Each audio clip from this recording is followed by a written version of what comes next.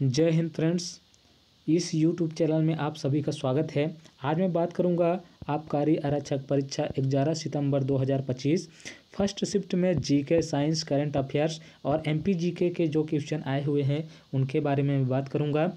100% जो क्वेश्चन आए हैं उनके बारे में बात करेंगे जो स्टूडेंट द्वारा हमें मिला है। तो चलिए देखते हैं पहला क्वेश्चन कौन आया हुआ है। तो पहला क्वेश्चन है हमारे सामने, मध्य प्रदेश क्रिकेट संगठन का मुख्यालय कहाँ स्थित है। तो हमारा आंसर क्या है कि मध्य प्रदेश क्रिकेट संगठन का मुख्यालय इंदौर में है। ये इंदौर कहाँ है? मध्य प्रदेश में है, सबको जानते हैं। पहले से क्वेश्चन ये आया था।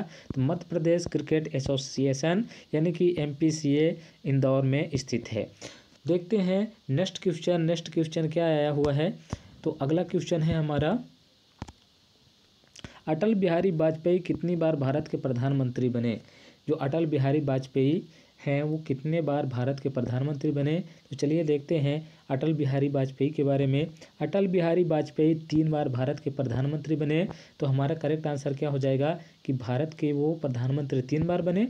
इनके बारे में हम विस्तृत जानकारी ले लेते हैं। उनका कार्यकाल किस प्रकार रहा और कैसे कैसे 3 बार तक रहे हैं। तो चलिए देखते हैं।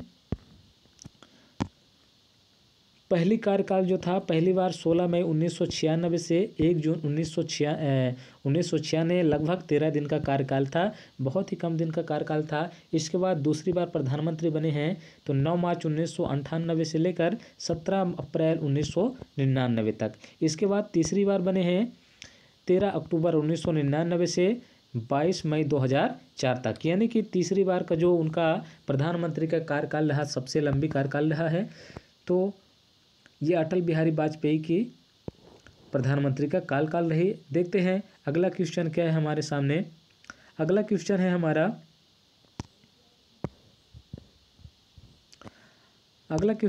सामने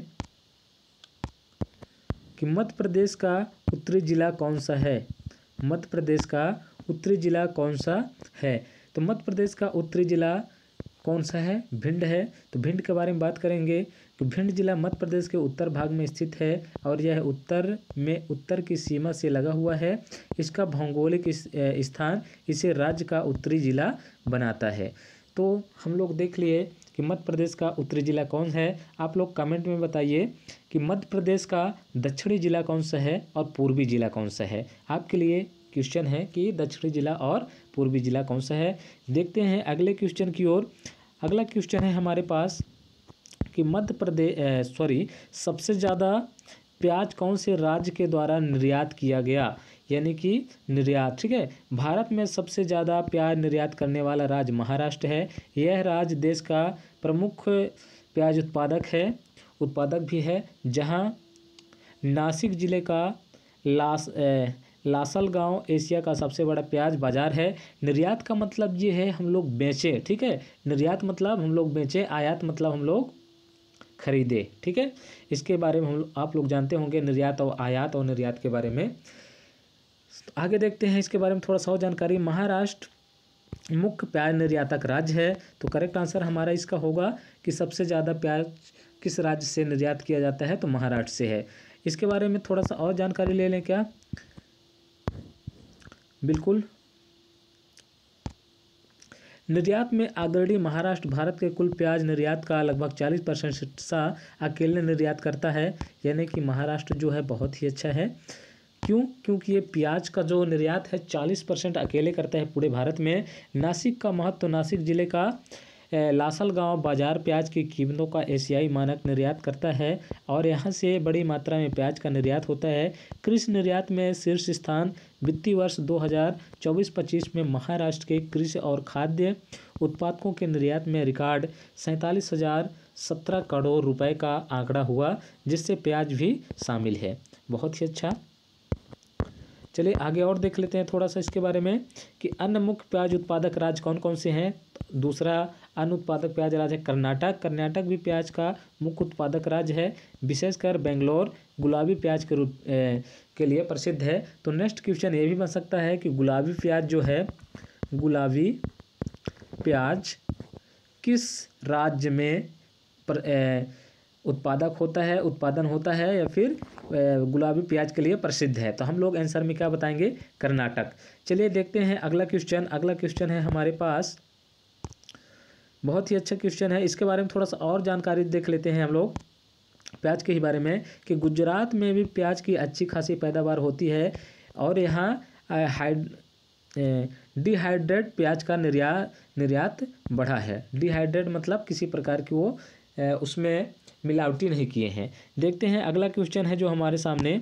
अगला क्वेश्चन है, कुत्ते के काटने से कौन सा फोबिया हो जाता है। तो बहुत ही अच्छा क्वेश्चन है हमारे सामने कि कुत्ते के काटने से कौन सा फोबिया हो जाता है। तो कुत्ते के काटने से साइनोफोबिया हो जाता है। साइनोफोबिया का मतलब कुत्तों से डर लगना या फिर पानी से भी डर लगना, ये है। देखते हैं कभी कभी अगर किसी व्यक्ति को कुत्ते ने काटा हो या हमला किया हो तो वह कुत्तों से अत्यधिक डरने लगता है, यहाँ तक कि दूर से देखने पर भी घबराहट, चिंता, पैनिक अटैक जैसी स्थिति हो सकती है। यह एक विशिष्ट फोबिया है।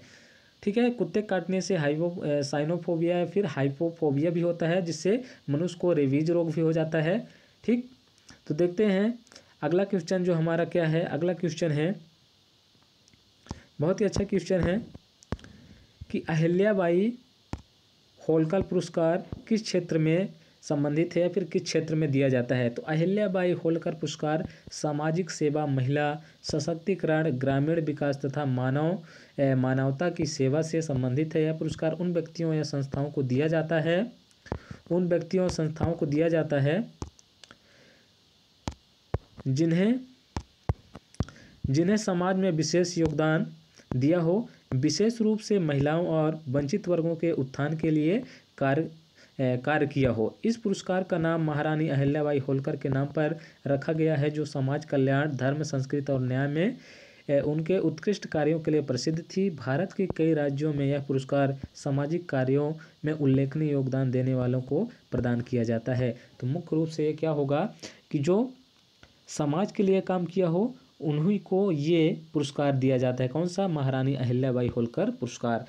अगला क्वेश्चन देख लेते हैं हम। अगला क्वेश्चन है हमारे सामने कि आमिर खान कौन से घराने से संबंधित है। तो आमिर खान जो एक्टर है उनके बारे में देख लेते हैं। आमिर खान हिंदी फिल्म उद्योग बॉलीवुड से संबंधित है और वे आदमी फिल्म परिवार से जुड़े हुए हैं। वे मशहूर अभिनेता, निर्माता और निर्देशक रहे। ताहिर हुसैन के भतीजे हैं। तो हमारा आंसर मुख्य क्या हो जाएगा, ये ताहिर हुसैन के भतीजे हैं। उनका परिवार कई पीढ़ियों से फिल्म जगत से जुड़ा रहा है। अगला क्वेश्चन देख लेते हैं हम लोग। अगला क्वेश्चन है हमारे सामने, बहुत ही अच्छा क्वेश्चन है, देख लेते हैं हम। सरदार सरोवर बांध किस नदी पर बना हुआ है। तो सरदार सरोवर जो बांध है किस नदी पर बना हुआ है। तो सरदार सरोवर बांध नर्मदा नदी पर बना हुआ है।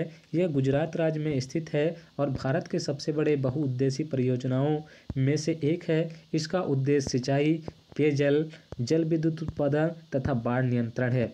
बाढ़ नियंत्रण का मतलब ये है, जब हम बड़ा सा बांध बना लेंगे तो जो बाढ़ आएगा उस बांध में पहले नियंत्रित किया जाएगा, इसके बाद धीरे धीरे करके हम लोग उसको छोड़ेंगे तो बाढ़ वाला स्थिति नहीं बनेगा। सिंचाई तो आप लोग जानते होंगे, जैसे कि हम लोग खेती पाती करते हैं तो होता क्या है कि हम लोग को पानी की आवश्यकता पड़ती है। तो हर घर में इतना साधन नहीं होता है कि वो ट्यूबवेल करा सके, कुआं खुदा सके या फिर खुद का तालाब बना सके। तो किससे निर्भर रहते हैं, बड़े बड़े बांधों पर। क्योंकि बड़ा बांध जो रहता है तो एक ही क्षेत्र में तो नहीं रहता, बहुत दूर दूर तक कवर करता है, या फिर उससे नहरें बनकर जाती हैं तो उससे सिंचाई करते हैं वो लोग। और पेयजल तो आप लोग जानते हैं, अगर जिस क्षेत्र में पानी की कमी हो, पानी ना मिलती हो, तो वो किसी भी प्रकार का पानी पा जाए तो पिए। लेकिन इसका मतलब ये नहीं है, इसका मतलब ये है कि पाइपलाइन द्वारा फिल्टर करके उस पानी को घरों घर तक पहुंचाया जाता है, उसे हम बोलते हैं पेयजल। और जल विद्युत तो आप लोग जानते होंगे, जल विद्युत का मतलब ये है कि पानी द्वारा जल का उत्पादन करते हैं। जैसे टरबाइनर लगाते हैं, टरबाइनर लगाने के बाद उसमें एक विशेष प्रकार की यंत्र लगाई जाती है जिससे वो विद्युत उत्पन्न करता है, उसे हम जल विद्युत कहते हैं। बाढ़ नियंत्रण तक तो बता ही दिया।